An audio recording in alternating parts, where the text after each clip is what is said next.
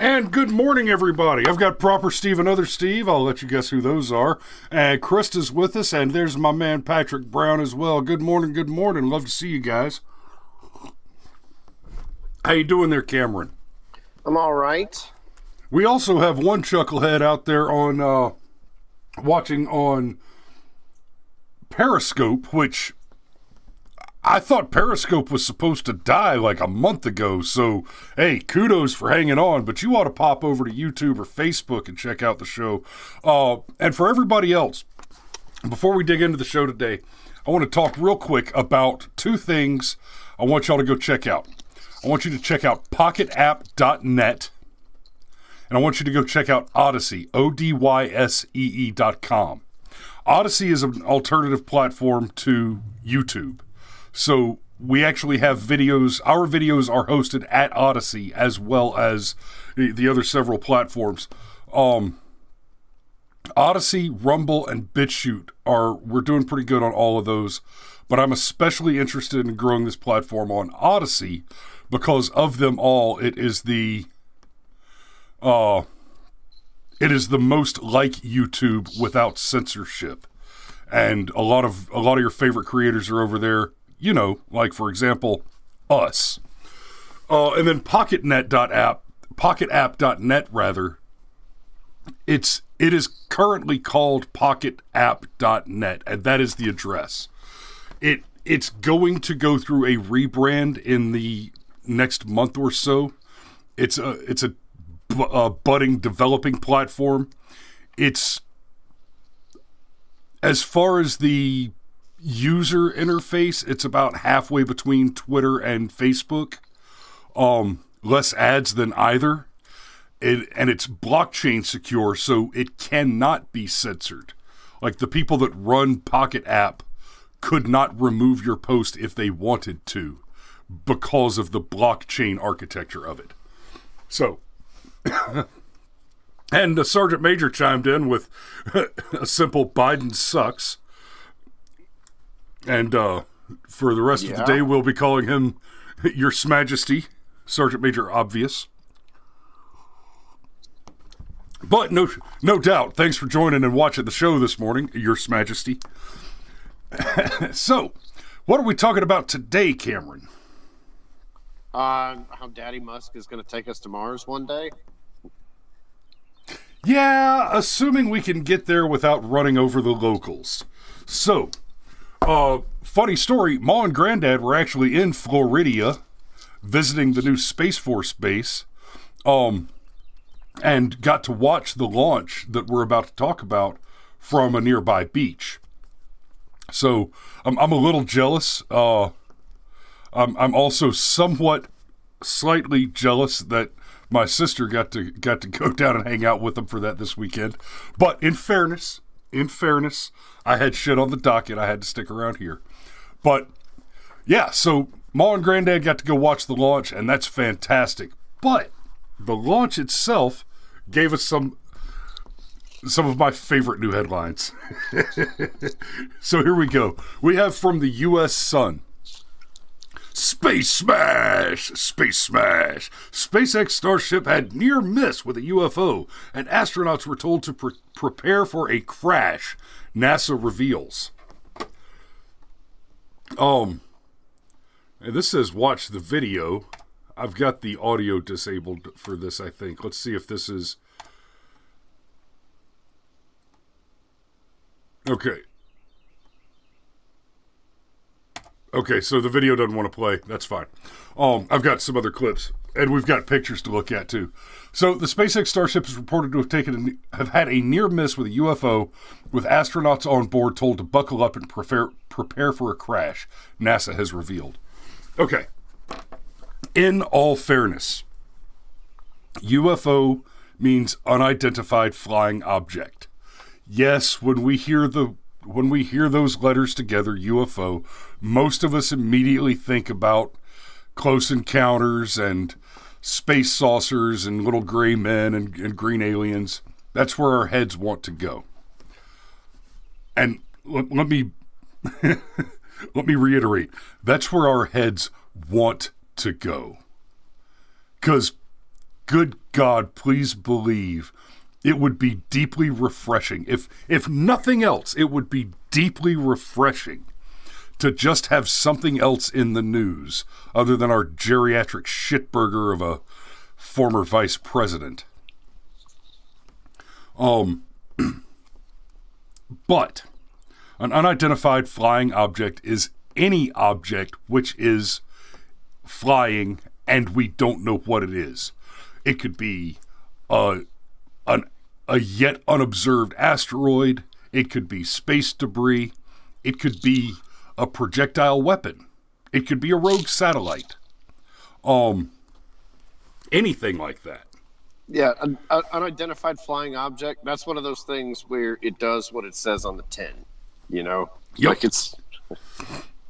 And most likely, this is a piece of space junk, because it turns out that, you know, with going back and forth to space for some 60 years now, we've left a lot of shit up there, and it just sort of floats around in this little atmosphere of everything from drop screws to pieces of satellites that have snapped off.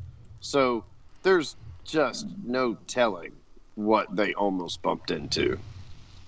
And, you know, thankfully, when you're talking about close to the surface of the Earth type stuff, you know, just near just getting outside of the atmosphere, in the scale of space travel, at that range, you're not going super fast. Now, you're going fast. Make no mistake. We're talking about flying hundreds of miles an hour, but in the scale of space travel, you're not at the speed yet where your own velocity is so substantial that any little particle is going to just rip through you like a hypersonic bullet. That said, if the object itself is moving and you're moving, then your speed is the impact of the collision is the sum of your two speeds in total. Yes, that's why planes hitting birds sometimes knocks the plane out of the sky, because yikes. Yeah. Yes. You get up into high enough velocities, and suddenly the size of the object doesn't matter nearly as much as that it hit. Or rather, the damage capacity of the object is substantially magnified by its speed. Okay, so I'm gonna go ahead and skip forward a little bit. We've been kind of worrying this particular stone for 10 minutes almost. So the news.com.au, so I guess this is from Australia. Also the Sun. Buckle up, SpaceX astronauts have 2 near misses with space debris. Ha ha ha ha ha. And we actually have some video here that I want to share with you. And I have not watched it yet. It's a minute and it's almost 2 minutes long.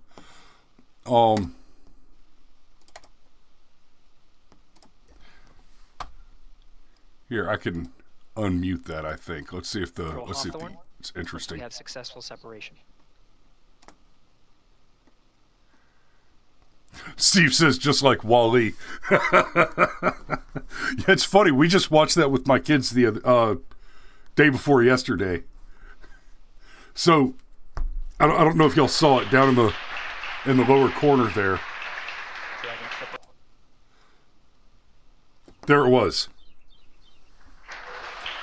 You actually see the piece of debris bounce, and then it bounces back. So that's the first piece of debris. It bounced off at separation, and then it came back somehow. So Anarchy says we could save all the fat people in the floaty chairs. Yes, with the giant flat straws for drinking cheeseburgers. But there's the first piece of debris. So the first near miss was actually apparently a piece of debris that broke off of the fuel tank itself as they separated from the fuel tank. So incredible footage has shown a UFO narrowly missing the SpaceX rocket on its way to the space station just hours before the astronauts on board were told to brace for a crash on a second near miss. The space debris can be seen as it flies past the shuttle just 12 minutes into its mission, but 6 hours later, the 4 astronauts on board were told to buckle up when a second unknown object, there we go, a second unknown object hurtled towards them. So the second unknown object, we have no idea what that was. You mean it's an unidentified flying object? Right. But in this case, it's in the case of the second one, the unknown object is not one that broke off of the shuttle on separation. It's another piece of space debris. So it's completely unidentified. I'll admit that I ran with the title of this video that SpaceX has near miss with UFO because I really want to keep talking about UFOs, and there's a major reason that I want to keep talking about UFOs. One, to abuse the algorithm because it's a topic that is currently gaining more and more interest as a news topic, which is fantastic because, like I said a minute ago, how refreshing is it to just get your head out of politics for a minute? The news, the 24-hour news cycle, with just the absolute garbage that we have in politics right now. And to be fair, as much as I hate Democrats, I'm not real fond of our current cache of Republicans. Just if you ever wonder whether or not I'm biased for one side or the other, it's like this. I hate the left more. Okay, just throwing that out there. But being able to talk about UFO stuff is a refreshing change. Now, one of the big reasons that the UFO stuff is getting more and more press right now is because we're just a couple of months, I think it's the beginning of June, is when the deadline is that the Pentagon is supposed to release this report on several different UFO events. And some of these, there's already been credible news reporting with government documents associated with them. The one that really got my attention was off the coast of California. One of our Navy carrier groups was harassed for nearly an hour and a half by basically a swarm of, they describe them as tic-tac shaped objects, right? Somewhat larger than a football.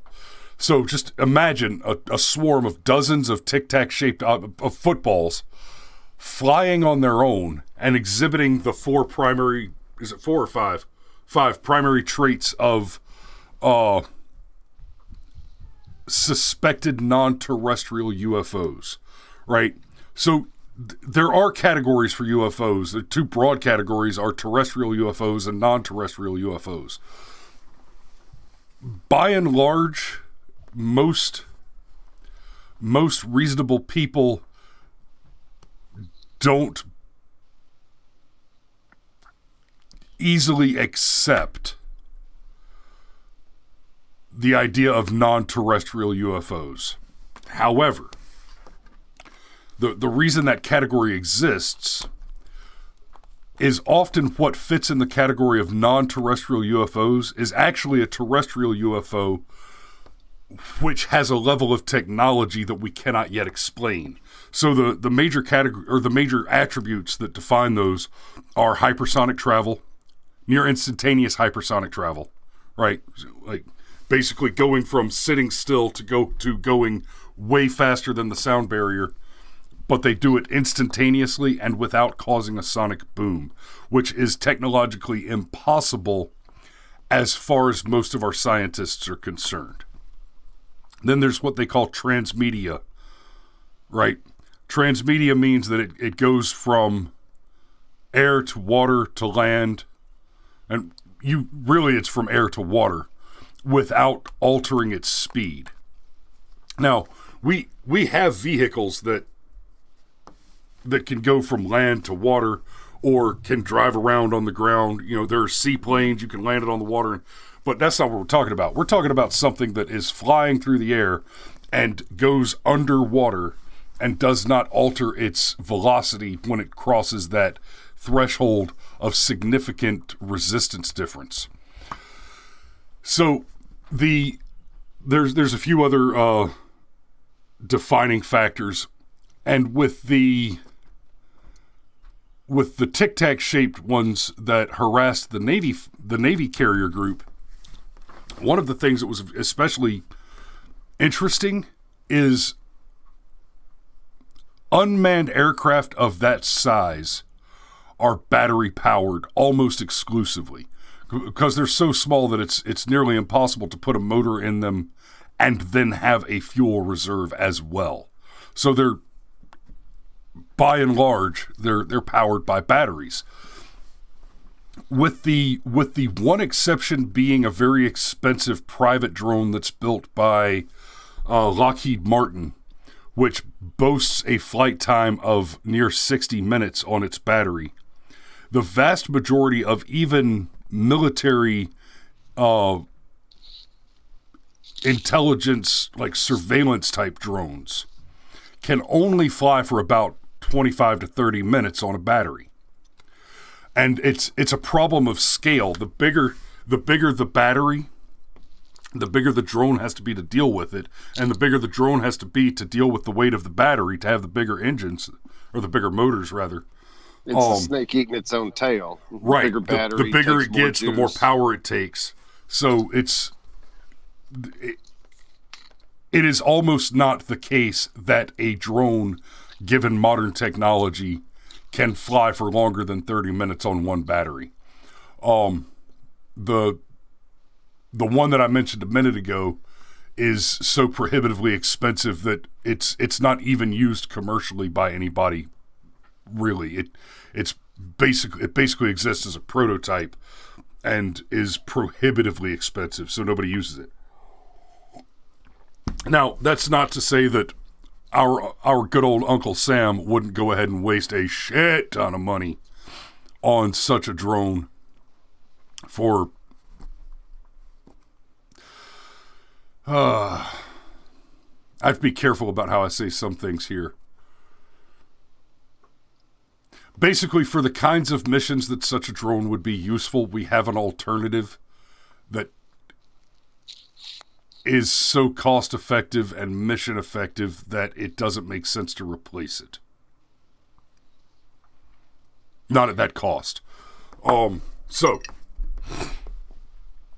do you have anything you want to chime in here with, Cameron? You want to talk about, let's talk a little bit about how Elon Musk almost caused us an intergalactic event?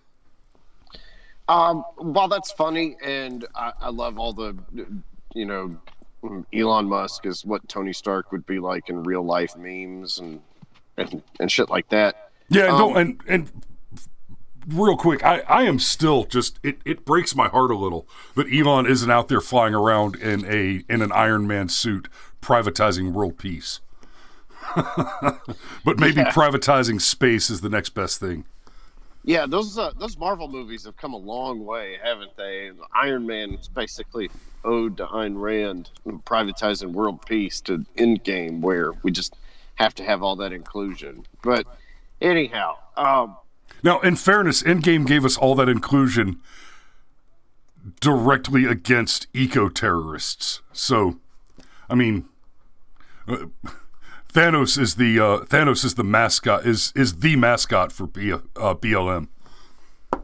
Well, I'd say he's the mascot for Earth Day. In fact, if you painted him red, he'd literally be the mascot for Earth Day. But yeah. But anyhow, so here's we've just said the same thing. Here's how I'm gonna push back on that. While I'm somebody that believes that in an infinite universe, there's infinite possibilities, and the fact that no form of life exists anywhere else in the infinite expanse of the universe, that's just difficult for me to believe. Okay. However, as we talked about before, space is big, and space is so big, it's difficult to comprehend how big space really is, such as the nearest star to us, apart from our own sun, being 4 light years away. And then when you start to scale up how much energy and time distortion and how your mass increases as your energy output increases, the thought of traveling to that star, even in a single lifetime, is mind-boggling. I mean, you want to talk about problems of scale, okay? So for somebody to visit us, they would have to possess a technology so advanced, it would literally be indistinguishable from magic to us. And that being the case, there's this, in the TV show Star Trek, there's this cute little rule called the Prime Directive. And the Prime Directive is you don't interfere with another civilization's development. It's actually Starfleet's biggest rule. The big exception is once you cross the warp speed threshold, as in you figure out how to travel at or faster than the speed of light, then the characters in Star Trek are allowed to make contact with you, because their thought is, well, okay, now that you can go faster than the speed of light, you're going to bump into these aliens anyway, so we may as well go ahead and bring you into the fold and make this as smooth of a transition as possible. So far, we've had what I would consider a couple of events that could qualify as things that send out a signal that say, hey, we're a mighty and powerful species. Like, we've exploded nuclear bombs, for example. There's a hell of a lot of power there. And that didn't bring on the green men. In fact, it might have even run them off. They might have been like, golly, these crazy mofos are willing to irradiate their own planet. Hell no. And then there's also when we went to the moon and back, we stepped foot on another body in our solar system. Now, granted, it was the one that was the closest to us, but it's another body in our solar system. So if you've got some highly advanced, highly intelligent species that's studying us, let's say, and they're going to make some kind of contact with us, let's say, an event like going to the moon would be one of them. And what I'm driving at is the American Navy is amazing. I mean, you want to talk about a projection of power. You don't actually want to piss the Navy off because they can fuck you up so bad. It's not even funny, okay? But compared to technology that allows you to travel interstellar, I mean, we're talking about the difference between an eagle and a worm in terms of scale and power. Like, why would they even care to mess with this carrier group? And while it's weird and it's spooky, I'll grant all that. But why would aliens even bother? I imagine it would be just as interesting to them as it would be for me to kick over an anthill. Right.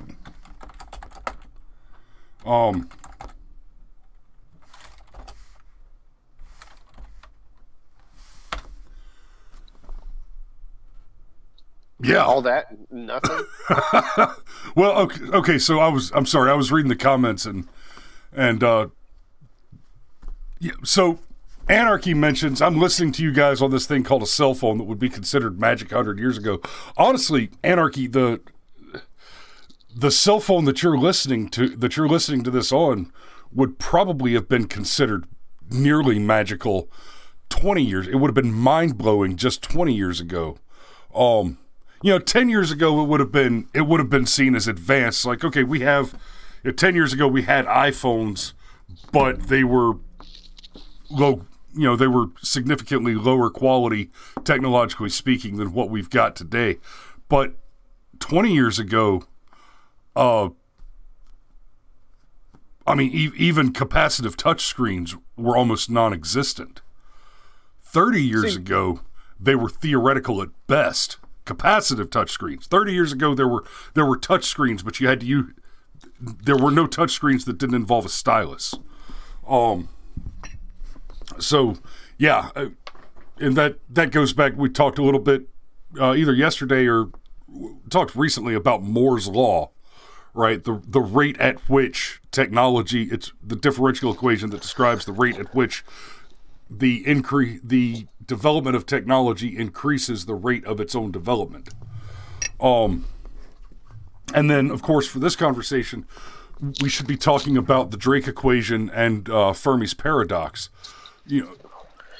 See, I'd actually disagree with some of that about the cell phone being magic. Again, I referenced Star Trek. Star Trek predicted the touchscreen. Star Trek predicted the iPad. Star Trek predicted the cell phone. The reason why I firmly believe that the reason why the flip phone had such a long period of vogue is because the people that adopted the flip phone grew up watching Captain Kirk flip open his communicator and instantly communicate with Spock back on the ship.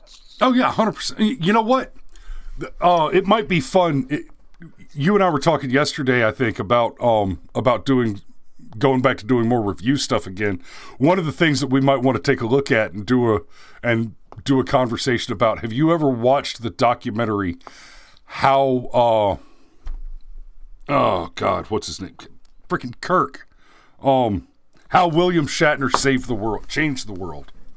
It's either How William Shatner saved the world or How William Shatner changed the world. If you've never seen that documentary, it's fantastic. It's a documentary crew following Will Shatner around, talking to the people that invented the technologies that were inspired by Star Trek. It's fascinating and hilarious. And the only technology that we do not have from the original Star Trek now is a commercially viable teleporter. No. Oh, and the warp drive. Well, that and the whole safe and efficient antimatter reaction chamber. You want to talk about solving the world's energy problems. But again, to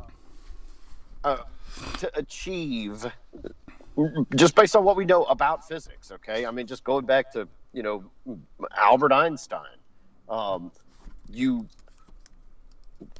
even to approach 1% the speed of light requires like an entire chalkboard to write out the equation for how much energy you would need. So it still just seems so odd to me that a species that advanced would come down and would pick a fight with a naval carrier. I mean, that'd be like Mike Tyson getting into a fight with a 5-year-old. It wouldn't even begin to be a challenge for him. And it would be, and even that, I don't think accurately describes the scale. And I'm not trying to poo-poo on everything, okay? I grew up wanting to join Starfleet, like really. And I'm very sad that it's not going to happen in my lifetime, because please believe it'd be a second career for me. I'm just saying that. Oh man, I wonder if I joined Starfleet if I get credit for my prior federal service. I'm just saying that I can't help but be skeptical, because if the aliens were hostile, they'd already have us enslaved. There'd be nothing we could do about it. And if they wanted to just observe us and remain unobserved themselves, again, they can do that. Well, assuming they were advanced enough to contact us. Because Fermi's paradox basically says given an infinite universe with an infinite number of bodies, there's an infinite probability that intelligent life has developed out there. And I pulled up the list because there's a list of kind of explanations to why. Basically, between the Drake equation the Drake equation tells us that there must be life out there. But that doesn't guarantee that life out there has developed to intelligence. And the question of where are all the aliens that's posed by Fermi's paradox is answered by saying, okay, maybe we're overestimating the prevalence of intelligent life in the universe. Perhaps just by overestimating the rate at which life on other planets might have developed. It may actually be that the entire universe is young enough that we're the most advanced life in the universe. That's an actual possibility. We're overestimating the desire of any single life form to willingly transmit information. It could very well be that there are extraordinarily advanced races out there who have already contacted one another and decided that they've thought better of it and chosen not to ever contact anybody else again. That's a possibility. The information is there. The contact is occurring, but we don't see it or understand it yet. It may be that the information was there and might be there again, but we haven't been listening for long enough to detect it. Or, like I already said, humans are the first to arrive at the interstellar stage, and we're too early to detect other civilizations. And in that explanation, the interstellar stage only means leaving the atmosphere and observing the universe. It doesn't mean that we're actually traveling. We should think of our extent of space travel as intrastellar, because the extent to which we've advanced is still within our own solar system, right? We haven't even broken our own solar system with travel yet.